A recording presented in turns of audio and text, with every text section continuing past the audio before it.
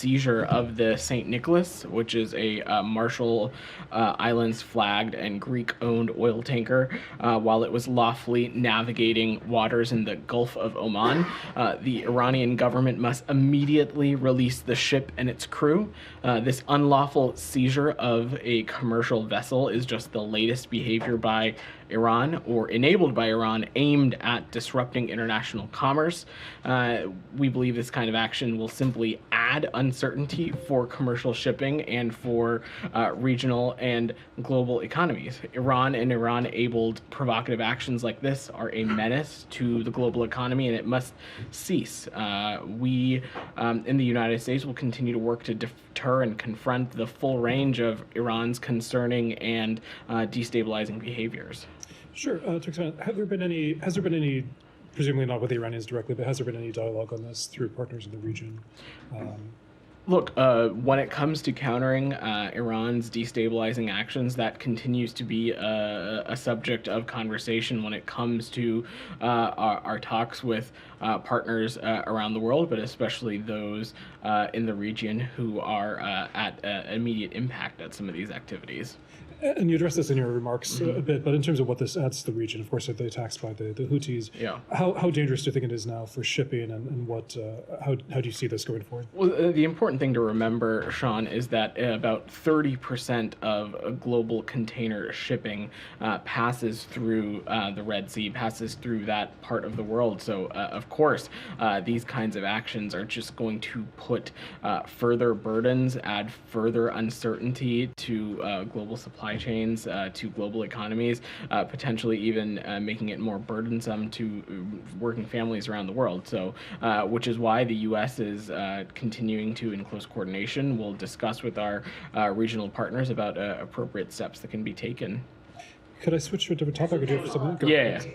Tanker, Go ahead. The Iranian UN mission said that this was a lawful undertaking sanctioned by a court order that corresponds to the theft of Iran's oil. I was wondering if you have any response to that, or just more broadly, like whether you expect continued oil sanctions evasion, or for things to be even more escalated like this in the future. Well, let me say a couple things. First, as it relates to any seizure, I would refer you to the Department of Justice, who can speak more about that, and specifically on the Suez Rajan case. But broadly, Jenny, it's important that to be incredibly clear that the United States continues to vigorously enforce our sanctions on Iran, including our sanctions on Iran's oil and petrochemical trade. As we have been warning for some time, including in a detailed business advisory to the industry in December, that would-be buyers of Iranian oil put themselves at risk of exposure to U.S. sanctions. And we take this opportunity to remind businesses that they must be vigilant to make sure that their supply chains are not exploited by the IRGC and that other sanctioned entities to conduct illicit activity or to evade U.S. sanctions as well. On this, Yeah, is it go an ahead. American ship or not? As I said, it is a Marshall Islands flagged vessel and a Greek-owned. And will there be any reaction if they don't release the ship? Michelle, it should come no surprise to you. I'm not going to preview any actions from up here. But again, when it comes to countering Iran's destabilizing activities, in this case, its activities, particularly in the maritime space, we will continue to consult closely with our partners in the region about appropriate next steps that can be taken to hold the Iranian regime accountable. Anything else on this before I go back to Sean, who wanted to switch topics? Sure. Go Go to ahead. the ICJ. Sure. There was, I know that statement, I had a statement last night, but I wanted to follow up on that. The statement said that the allegations are unfounded. Could you assess, like, in terms of what the U.S. is doing now, that is the U.S. actually actively watching the proceedings? Could it be persuaded at all? Is it looking at the evidence or the arguments that are being presented? There's a couple things here, Sean. First, we're going to refrain from any speculation about the outcome. I also think that it is important that we not comment on specific points raised in the day's hearing, as Israel will have an opportunity to respond directly to those allegations tomorrow. Of course, we are watching closely. The ICJ, as you know, is a principal organ of the UN. It plays a vital role in the peaceful settlement of disputes. But again, as you saw us speak to last night, and I will say again from here, the allegations that Israel is committing genocide are unfounded. Those who are violently attacking Israel, who continue to openly call for Israel's annihilation and the mass murder of Jews. Genocide is one of the most heinous acts any entity or individual can commit, and such an allegation should only be made with the greatest of care. Sure. A couple of things on that. I mean, you said you didn't want to react to the to the arguments made today. The Israeli Foreign Ministry said that described South Africa as being the as being the legal arm of forget the exact phrase, the legal arm of Hamas. Whatever. Do you agree with statements like that? Do you agree about the South African motivations on this? Certainly, that's not a characterization. That is not a characterization that I would make from up here when it comes to our South African partners. But again, we continue to feel very strongly that the allegations that Israel is committing genocide are unfounded. Just one more. Go ahead. Go ahead. Go ahead. Yeah. You said that the allegations are unfounded. How confident are you about this statement saying that the allegations are unfounded? And if the U.S. is so confident that it is unfounded, why not just let the courts investigate them? So much to the chagrin of my parents, I didn't go to law school, so I'm not going to offer a specific legal analysis from up here. But it is important to remember, and I will reiterate again, that genocide is one of the most heinous acts any entity or individual can commit, and such allegations should only be made with the greatest care. I also am going to refrain from speaking to and addressing specific points that are raised, as tomorrow Israel will be addressing some of these points that are raised as well, and I will leave it at that. I have one on that, in allegations that about intentional killing of civilians. You said previously that there are steps Israel can take to minimize civilian harm, and the secretary this week said the civilian toll in Gaza is far too high. If there are steps that Israel can take to minimize civilian harm and they choose not to take them, does it imply an intentional killing of civilians? Again, I'm just not going to speak to a legal characterization like that. What I will say is that we have not parsed words about the fact that far too many civilians have been impacted by the current conflict in Gaza, and that in every trip to the region, Secretary Blinken has carried the same message that additional steps need to be taken to further minimize the impact on civilians, and this most recent trip is no different. That's something we raised directly with the Israelis and will continue to do so. As it relates to the specifics of the battlefield and specific steps that are taken or not, I'm certainly not going to speak to that from up here, as we're not party or part of this operation. Just one more on that. Since the U.S. is the biggest supplier of military aid to Israel, is there any concern that you might be involved in any possible war crimes by Israel? Look, we have made clear to any country in which we have this kind of security relationship with that international human rights must be respected and followed, and this is no international human law. Needs to be followed, and this, of course, is this case is no different. And we've made that clear to the Israelis that again, steps need to be taken as often and as frequently and as strongly as possible to minimize this conflict's impact on civilians. Follow up on Gaza? Olivia's had her hand up. Go ahead. Thank you very much. On the same region, I'm assuming. Yeah. Yes. Secretary Blinken from Cairo said this morning that one of the main takeaways from this trip was Israel agreeing to the UN assessment of northern Gaza to establish the conditions for when Palestinian citizens could return there. When is that assessment supposed to begin? How long is it expected to run? And what assurances has the U.S. received that Israel will agree to abide by any recommendations that the UN makes there? So our hope is that this is able to get launched as soon as possible. That is our strong desire. Discussions are currently ongoing between the UN and the government of Israel to begin this. Logistical issues exist that need to be worked out, but our hope and our expectation is that this will get up and running as soon as possible. There's been some reporting that Israeli officials won't permit Palestinians to return north unless and until more hostages are released. Has that been formally communicated to the U.S. as Israel's policy, and how does the U.S. view that kind of condition if it exists? So I'm not going to speak to the specifics of internal diplomatic deliberations, but Palestinian civilians must be able to return to their homes when they choose to return. Full stop. And we've been clear that all hostages must be released immediately, and that the issue of their release should not be linked to any other issues. We've been quite clear about that. Okay, staying on the region and the UN, there's now a warning that the people of Gaza could be experiencing famine by as soon as early February. Were there any concrete commitments secured by the Secretary during this trip to significantly boost the amount of humanitarian aid, the consistency with which it gets in, the volume with which it gets in, the deconfliction zones that seem to be a persistent sticking point in aid's delivery? Any breakthroughs on that front? These are things that we are continuing to work directly with our Israeli partners, as well as the government of Egypt and other regional partners that have a convergence with us on the need to ensure that humanitarian aid can flow into Gaza more frequently, more expeditiously. And those are efforts that we are continuing to work around the clock.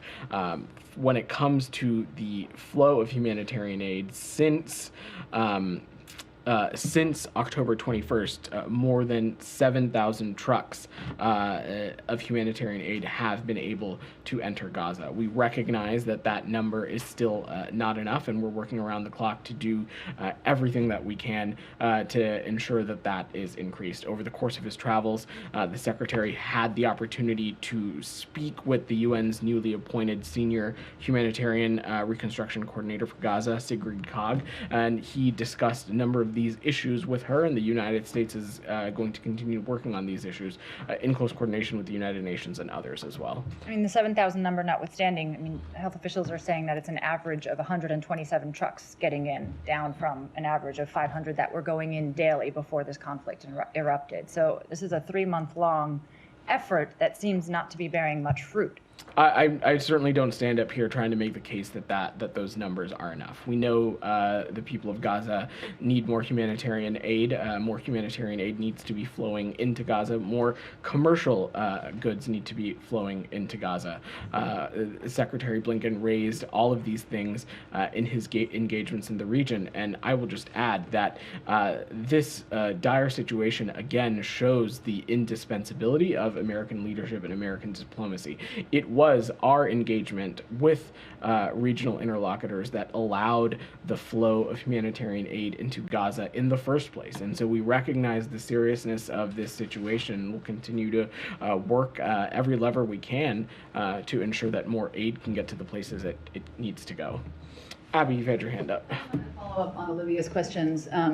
When the Secretary is looking with the newly appointed UN envoy about conditions in the north that would allow people to return up there, how long do you estimate it might take to reach what would be an appropriate level of conditions up in the north? And what are some of the more details of the conditions you're looking for? What needs to take place before people are able to go back there? Right. Well, what you asked is why there is so critical that this assessment work take off, and I don't want to speculate on what conditions need to or should look like, and so we'll let that process play out as soon as possible. But again, it is our hope that that is up and running as swiftly as possible. Given the destruction, obviously, of the infrastructure up there, is the U.S. have specific asks that they would like to see before people are able to go back, or what what is the purpose there of evaluating those conditions? The purpose is to evaluate whether the conditions are acceptable and safe, and in a manner in which civilians are able to return to their homes, or if additional circumstances need to be addressed. And that is why it is so important for this assessment to take place. And in fact, that is one of a number of the concrete steps forward that Secretary Blinken is carrying from his travels. This agreement between the Israel and the UN to send this assessment team to the north to do this important work. Can I ask about Satterfield's role in this? Will he be working directly with the UN coordinator, or what as our special envoy for humanitarian issues in Gaza, Special Envoy Satterfield, Ambassador Satterfield rather, have no doubt will continue to be engaged on these issues, working very closely with Coordinator COG as well as other regional interlocutors. Michelle, go ahead. On Lebanon, do you have any readout on Hochstein's meetings in Beirut? Was he able to achieve anything? Senior Advisor Hochstein is meeting with the Lebanese government and military officials on Thursday in Beirut in an effort to advance discussions to restore calm along the Blue Line. The U.S. has made it clear it does not support the ongoing conflict spreading into Lebanon and continues to exhaust all diplomatic options to see Israeli and Lebanese civilians return to their homes and live in security and stability. Go ahead, Doug. Go ahead. Thank you. Was it for me? I'll come to you right after. Okay. Yeah. Okay. Well, thank you, Vedant. Since Associated Press and CNN questioned the legitimacy and accuracy of the Hamas-controlled health ministry Gaza death statistics, and CNN stating that they cannot independently verify the number of Gaza deaths, how can Secretary Blinken justify trusting in these unverifiable death statistics, since this Hamas-controlled health ministry never distinguishes between civilians and combatants, nor how Palestinians were killed, whether from Israeli airstrikes and artillery barrages or other means like errant Palestinian rocket fire? It describes all casualties as victims of Israeli aggression. I have a follow-up. When it comes to civilian casualties, when it comes to civilian casualties, any number above 0 is one that is heartbreaking for us.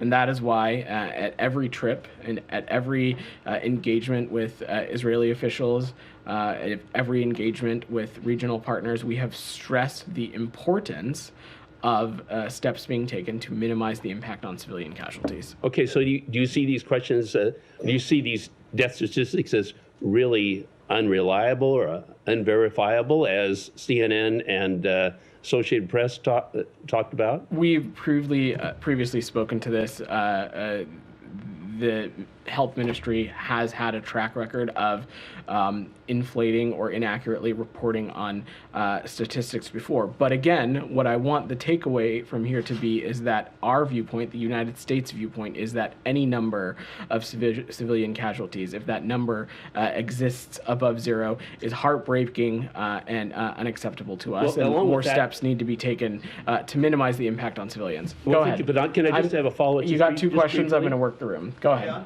On the Gaza issue, in 2022, The US filed a brief of intervention in Ukraine's case against Russia in the ICJ. Why are the circumstances different that the US would not file such a brief or support South Africa in its action against Israel? What are the points of difference that the US has decided on to adopt these very different positions? Every conflict is different, and how and whether there is a ground to make a determination or not is based on specific facts and law. And again, in the case of genocide and this ongoing case in front of the ICJ, we believe that those claims are unfounded, and we believe that making such a claim needs to take place with such great care. The claim is not exactly genocide is happening. The claim in the brief is that the potential for genocide is in place. The bar for genocide is exceedingly high, as you know. But also remembering that President Biden in 2022 described Russia's invasion of Ukraine as genocide. So he was very quick to make a determination, which something like the ICJ still has not made on that particular case. Isn't this all a bit too early to be saying that there are no grounds for the potential to genocide? every conflict is different, and every circumstance is different, and these kinds of determinations need to be made with a close look at the law and the facts. And these allegations that Israel is committing genocide are unfounded. That being said, we have been clear to Israel that they not only must comply with international humanitarian law in its operations against Hamas, but it needs to take all feasible steps to prevent civilian harm. Also, we have been clear with regional partners who have relationships or influence with Hamas that any step that they would be interested in taking to cease hostilities, to release hostages, to take steps away from their self-claimed goal of repeating October 7th again and again and again and again would be welcome as well. Can I follow up on that?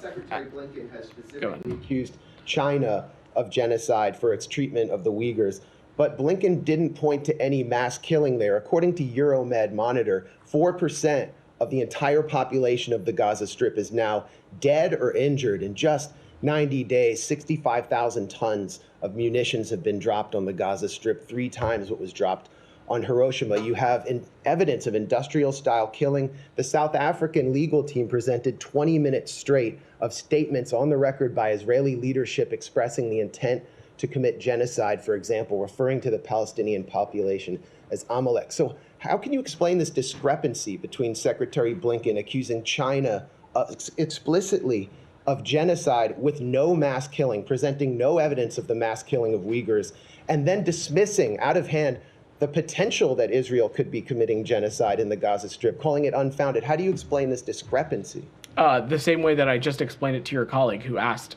essentially the same version of your question, which is that each conflict is different, and any kind of determination like this needs to be based on specific facts and law. And when it comes to the points that are being made in today's hearing, again, I'm not going to speak to those specifically. Israel will have an opportunity to address some of those tomorrow. But we again feel that these allegations that Israel is committing genocide are unfounded. That being said, we do not disagree that additional steps must and need to be taken to minimize the impact on civilians, and we'll continue to raise that directly with relevant partners. And given that you fast-tracked a sale of 14,000 tank shells to Israel, bypassing Congress, given Secretary Blinken's participation in war cabinet meetings...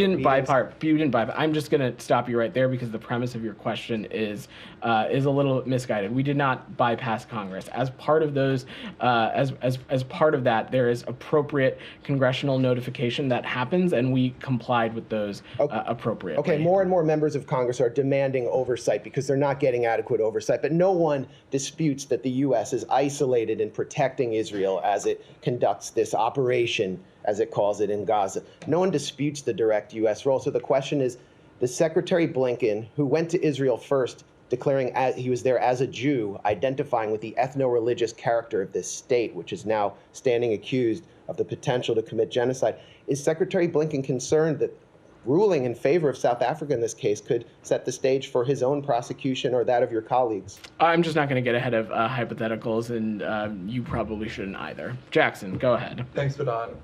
A few questions. One, is the department worried about China interfering in the Taiwanese election? Is the state communicating with Beijing about the administration's upcoming delegation to Taiwan? Next one is, given the crucial relationship between the Secretary of Defense and the Secretary of State, when did Secretary Blinken learn of Secretary Austin's hospitalization? And finally, what is the State Department's protocol if the Secretary of State is unable to fulfill his duties due to specific reasons like being hospitalized? Let me try and speak to those. First, as it relates to your question about upcoming elections in Taiwan, we've been very clear about our opposition to outside interference or malign influence in Taiwan's elections.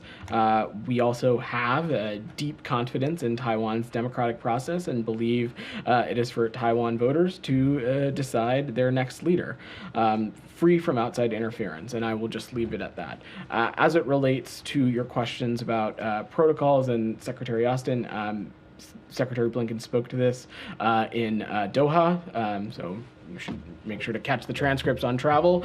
But as he said, he did not know about the circumstance.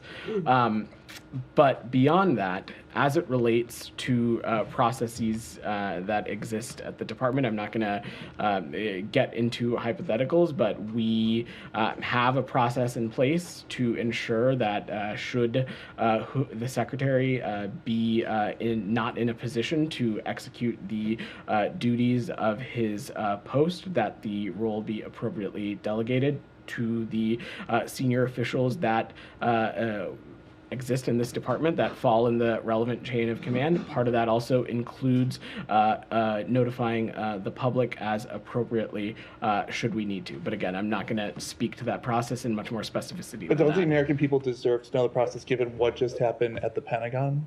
Is this really the time for being opaque, with all due respect? Again, I'm just not going to get into hypotheticals. We have a process in place should we ever need to rely on it. Thank you. Cindy, go ahead. Ecuador. Ecuador's president met with diplomats in Quito and put into motion several measures to respond to the violence. Can you talk about how the U.S. Plans to support Ecuador in this? And if part of it is intelligence support, could you talk about who the U.S. believes is directly responsible for this latest intense wave of violence? Thanks for your question, Cindy. I don't have any assessments to speak to from up here, but I will note that we are coordinating closely with President Noboa and the Ecuadorian government and stand ready to provide assistance. If you allow me, as it relates to our embassy and consulate posture and as it relates to our personnel, we've canceled all routine consular appointments and mission staff are operating at a maximum telework posture through January 12th. Beyond that, we are monitoring the situation closely, and we have been in touch with a number of U.S. citizens and are providing all appropriate consular assistance. Can you talk more about Can I just follow up briefly? Yeah, go ahead. what kind of aid? Yeah, exactly. What I mean, they've said U.S. assistance ready to help, and what type of help could actually go to it?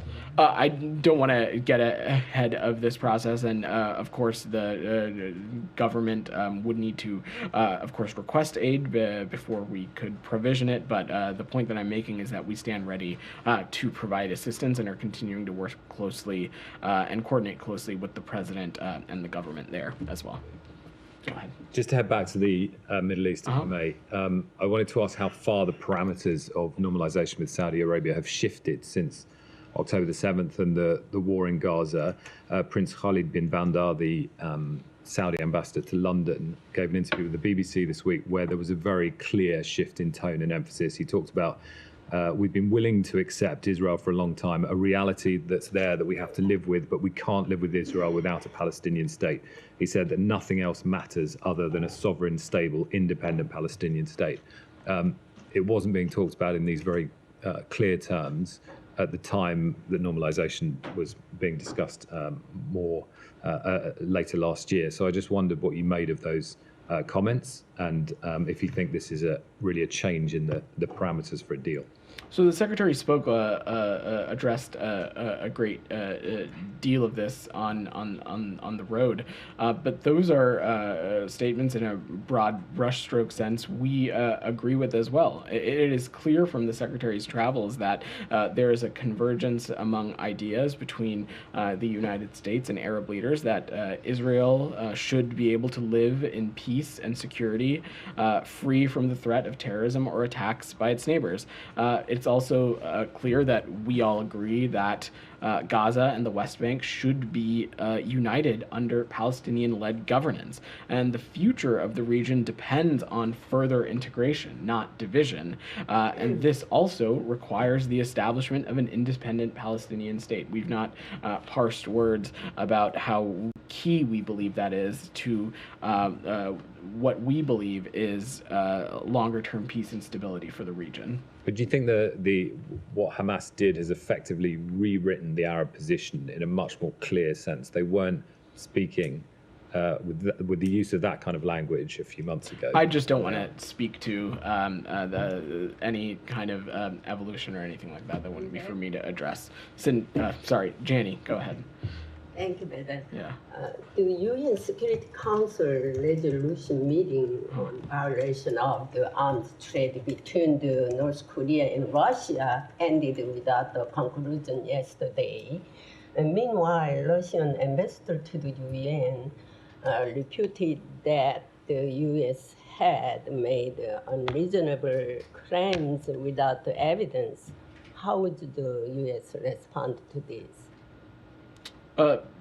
As a permanent member of the UN Security Council, Russia is flagrantly violating multiple UN Security Council resolutions in its attack of another UN member state.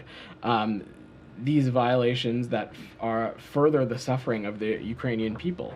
And in its recent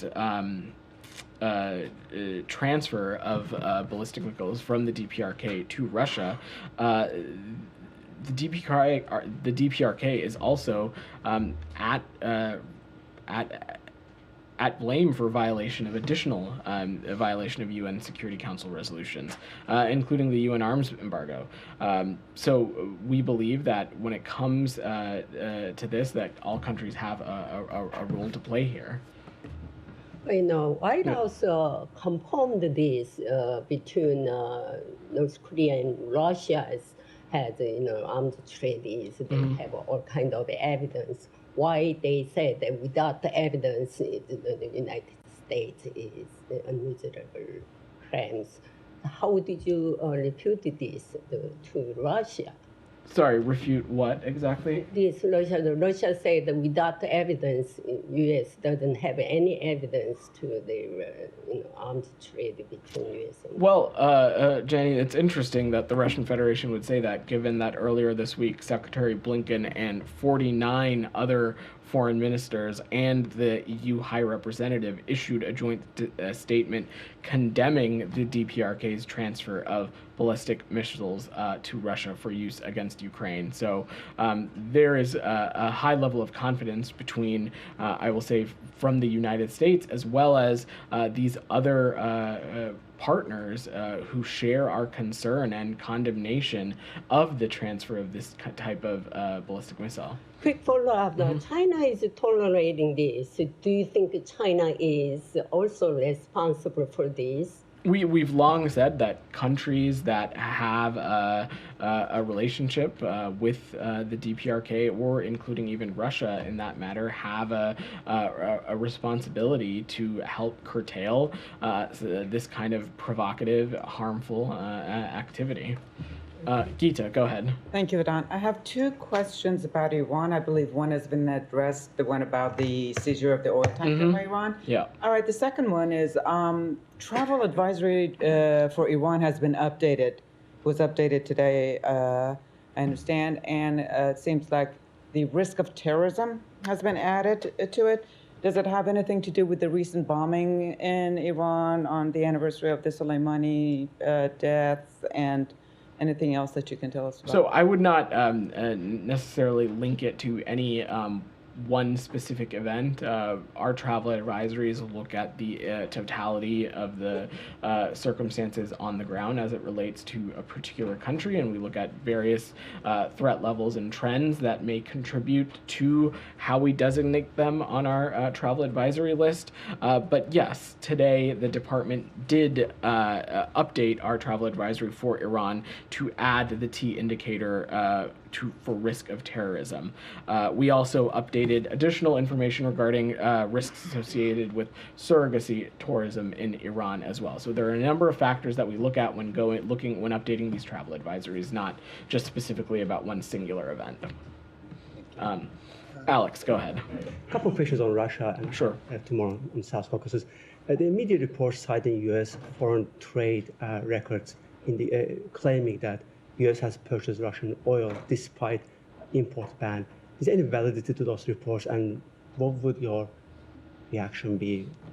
I'm not aware. I've not seen those reports, and I wouldn't believe that there isn't any validity to them at all. But we're happy to just double check what you're referring to. Yeah, that would be helpful. Moving to the front line, Russia is back to its familiar tactic. They're targeting hotels. Today, hotel is full of reporters with ballistic missiles. Ukrainian foreign minister earlier this year, during the New Year, when there was, massive attacks from Russia, came up with, 5 immediate steps that the U.S. West would take to stop Russia. Why hasn't the secretary spoken with Ukrainian colleagues since then? The secretary speaks to foreign counterparts, including counterparts in Ukraine, as often as he needs to, and if not happening at the secretary's level, conversations continue to be ongoing through, of course, our ambassador and other staff who work on these issues, not just necessarily in the case of Ukraine, but in, of course, any country. So I would not interpret that to mean anything. Is the department reviewing those 5 steps that Ukraine thinks you should take to limit Russia's attacks? Sorry, those 5 steps that Ukraine laid out, including limiting, stopping, let's say, limiting Russian diplomats, from freezing Russian assets to boosting your support to Ukraine militarily. Are those steps being considered? So, Alex, we have taken a number of steps over the course of the past 2 years to not just continue to support our Ukrainian partners, but also hold the Russian Federation accountable. I don't have any additional steps to outline for you today, but in both of those regards, we, of course, won't hesitate to act should we need to. Move South Caucasus, if I may, like one more on South Caucasus. Follow Ambassador. Can I do Ukraine? Please come back to me. Okay. Okay. Why don't we do Ukraine, Russia, then we'll make our way back to the Caucasus. Go ahead, Michelle. Any comments on the Pentagon report that 40,000 weapons worth more than $1 billion that the U.S. sent to Ukraine have not been properly tracked? There are inventory procedures in place, and there is no credible information indicating illicit diversion of U.S.-provided advanced conventional weapons from Ukraine. But my colleagues at the Pentagon, I'm sure, would be happy to talk to you about this in greater detail. Olivia. I think it's the first time we've had you at the podium is on a U.S. national arrested by Russia. Has the U.S. Offered consular notification, consular access? What can you tell us about the case and the U.S. efforts to intervene on Robert Woodland's behalf? Sure. So we are aware of reports of a recent detention of a U.S. citizen in Russia. Whenever a U.S. citizen is detained overseas, our embassies and consulates stand ready to provide all appropriate consular assistance. Due to privacy considerations, there's a limit to how much I can share, but the Ministry of Internal Affairs notified us on January 9th of the detention of this U.S. citizen. I will use this opportunity again to remind all tuned in that the State Department's travel advisory for the Russian Federation continues to be a level 4, which means do not travel there. Okay, let me go to Sean and then we'll close out with South Caucasus. Go ahead. Yeah. 2 things. Burundi and Rwanda. Burundi has closed its border with Rwanda. It's accusing Rwanda of supporting rebels. This, of course, is a familiar accusation by the DRC. Do you have anything to say about the allegations by Burundi or about the deterioration of relations between Burundi and Rwanda? I'm happy to check on that, Sean. I had not seen that report. Sure. And could I go to Central Africa? Sure. Bancroft, the private U.S. group. There have been reports, and I think it's said that at least considering some involvement in Central African Republic. Do you have anything to say about this, whether the U.S. government has a position on it, and if it does, if this is correct, I mean, whether this is a challenge of sorts to Wagner, the Russian group there? Sure. Let me say a couple things. First, the State Department was not involved in the reported decision of Bancroft Global Development to establish a purported presence in CAR, nor has the State Department sought the involvement of any private military company in CAR. The department did not give a green light to Bancroft to begin operations, as some have falsely reported. We're committed to partnering with the Central African people, and will continue to engage closely with the CAR government and international partners to achieve our shared objectives of a peaceful and prosperous Central African Republic that respects human rights and the rule of law. And I would just add on top of that, John, broadly, not as it relates to this particular incident, as you well know, that when it comes to private entities, private enterprise corporations operating in any country, there are business advisories that the interagency puts out that exists that would serve as a resource, but certainly the department's not involved in any green lighting of any sorts. Sure. Just to expand on that, it's not involved in any green lighting. Does it have any concerns about this? It's a private company, obviously. I just wouldn't comment on that. Yeah. All right, Alex, go ahead. Following Special Advisor Bono's talks in the region this week, do you sense any progress being made? There continues to be, we continue to believe that a durable peace between Armenia and Azerbaijan is possible. It's something that the department will continue to work towards. Obviously, Coordinator Bono, the Secretary, and others continue to be deeply engaged on this. I just don't have any updates for you right now at this time. Ambassador O'Brien this morning expressed his desire to discuss full agenda with both countries. It sounded like he was signaling some upcoming conversations. Am I right? I don't have anything to preview for you from up here right now, but when we do, we have no doubt that we will share appropriate information. All right, thanks everybody. Thanks everybody.